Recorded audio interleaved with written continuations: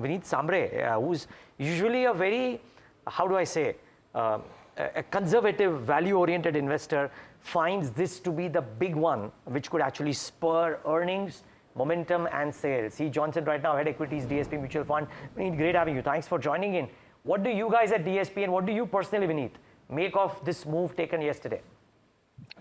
So I think this is, I would say that this was required in a way because we were seeing that overall, when you, let's say, benchmark broad mass consumption, essential consumption with FMCG, with the entry level two-wheelers or automobile segment, then broadly, I mean, the last 1 year or even beyond that was not actually showing, great demand momentum. And despite what the government had done in terms of the income tax benefits or the interest rate cut, we were still not really seeing that momentum coming back. So from that perspective, I think this is a good combo, I can say, coming out in terms of the government policy framework, right from the announcement of interest rate coming down, the income tax benefit, now the GST. I believe that this should start benefiting the demand eventually from here onwards, or maybe from the festival season onwards.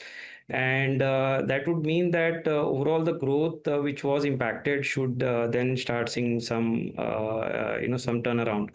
Now, the other important thing to sort of also remember is that when we were analyzing data for the top 500 companies, what we realize is that the wage growth has been pretty poor for the financial year 25 as compared to couple of the last 2-3 years where the wage growth has been pretty high at 12-13%, and we are seeing the employment generation from the large segment, which is the IT, has also not happened in a meaningful manner. So I think that's an offset. This is going to gradually maybe lead to improvisation, and eventually the broader part of the economy should do well, and then the employment and the other stuff. But I would imagine that it's not going to be a immediate knee-jerk kind of a strong reaction. This is a good move.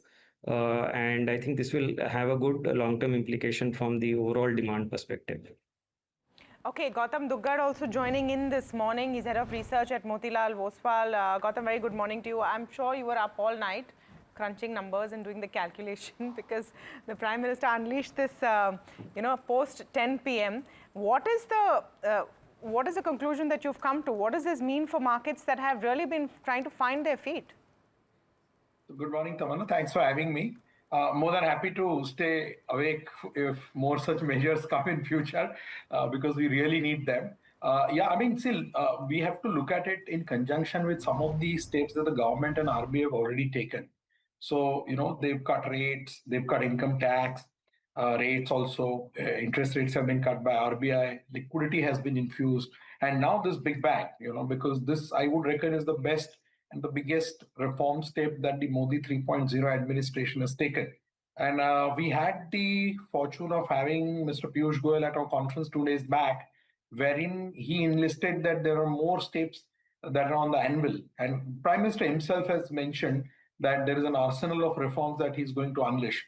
So we are all waiting for that. But this is a very big move. This is the first time the government is prioritizing consumption in its 11-year tenure so far. I mean, Modi 1.0, 2.0 was all about infrastructure, capex, manufacturing, PLI schemes. The real push to consumption has started coming in 2025, first with the budget and now with this GST cuts. This encompasses so many sectors and will have direct as well as indirect impact on consumption going forward. So you are seeing the reaction in those sector-specific stocks. And at the same time, there's also bolsters sentiment, which has been lackluster for some point of time now, given the way markets have been behaving and given the way earnings were flat in FY25. Of course. So outlook for, the Nifty, as well as some of the biggest beneficiaries in your view, Gautam? So consumption, obviously, auto is the biggest beneficiary. We were lucky in upgrading auto in July when we did our preview. So Maruti, M&M, Hyundai, all sorts of stocks are benefiting. Retail will also benefit as the consumption demand spurs. Naturally, FMCG, you are seeing the reaction in FMCG stocks. 7-8% price cuts could help volume to recover. You have big beneficiaries in insurance. So this is very sector specific, but I don't want to limit this tape to, just, something has been announced, you look at the stocks for a day or two, and then you move forward. I think this is far bigger in terms of the signal that the government is giving, and therefore it should have repercussions for equity multiples as well, because sooner or later it will have an impact on inflation, cost of money, and that will then in turn have impact on equity valuations. The only thing missing in the entire equation was earnings growth, which I'm hopeful this year we should at least get 8 to 12% earnings growth, which was zero last year. And first quarter has begun on a decent note. More, specifically, if I were to highlight, we were quite, surprised by the strength in the mid cap earnings, which has outperformed expectations. And we've actually seen earnings upgrade in mid caps, whereas in large caps and small caps, we saw earnings cut. This was the expectation, we had a couple of quarters back, that mid caps will continue to outperform large caps on earnings. This is the fifth quarter in a row that has happened. Okay, Gautam, we'll leave it at that. Thanks so much for taking the time out and being with us and giving us your thoughts very quickly. Vinit, the management conversations that we've had thus far, and naturally all of them were consumer facing, but for maybe a cement company which came in because they also have seen this benefit, and maybe some people say real estate companies might actually benefit more versus cement because the input cost for them goes down. But I'm just trying to understand, when you look at the plethora of themes on which there have been changes, what are the ones that to your mind stand to benefit the most, where demand may be elastic and the uptick in demand may be more durable than others, if you will? So I think clearly from the GST reduction perspective or rationalization perspective, auto comes out as one of the bigger beneficiaries, because there, I mean, I can definitely see the change over the course of last 4-5 years as we went through these regulatory changes. The price points started going up for the entry level, maybe bikes, cars.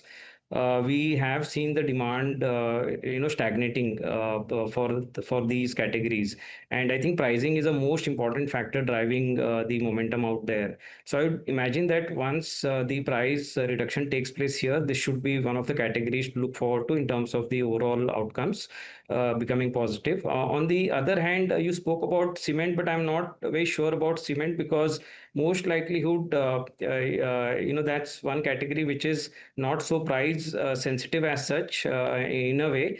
And maybe we have already seen some bit of price increases happening before the event, because I think the companies were also in a way preparing to maybe at least have a neutral kind of framework post if they have to reduce the price. I think cement in itself, in general, the demand should remain sound, because I believe the real estate market is in a good shape today, and the data points which are coming out in terms of the sales, the absorption, and all that is pretty okay. So, but I would not call that as a very elastic kind of a demand where cement will suddenly go for a big increase in terms of the volumes. So I think auto, and the other thing in my mind is the banks, maybe NBFCs more, because I believe that it's a combination of interest rates, actually benefits coming through, the whole consumption actually again improving. I think that should lead to good demand environment for the credit growth, because credit growth has already come down below our nominal GDP. In fact, nominal GDP now first quarter was low, but I think the credit growth has a better matrix in terms of the outcome as well. So I think these two at the moment top of my mind I can think about. Vinit, for people who are watching right now, and if there are investors who are sitting on cash because of the uncertainty out there, is this a right time to bulk up on a GST ready portfolio, or would you wait on the sidelines? Just what is the investment philosophy right now after everything that we've seen last evening? So I don't know, markets have always been so uncorrelated last few years. So it's very difficult to call out. But let me say that I think we are still going to see some bit of more offsetting news flows around the tariffs, maybe how the demand really shapes up. We still have the September quarter, which may still not show the whole implication, and we may still see a slowdown. So I would say that it's always a good merit when we are going through these phases, and especially our markets have in a way recognized some of these. When you look at the price points last couple of days since the time announcement has happened from the Prime Minister, I think the markets have really caught up to some extent. So I think it's okay to have a gradual way of investment. I'm not negative on the markets. I feel these are all good changes which has happened, but investors should try to invest more gradually on a systematic manner, because there are these volatilities, plus markets to some extent has also priced in some of these positive changes. All right, thank you so much, Gautam, Vinit, for speaking with us today.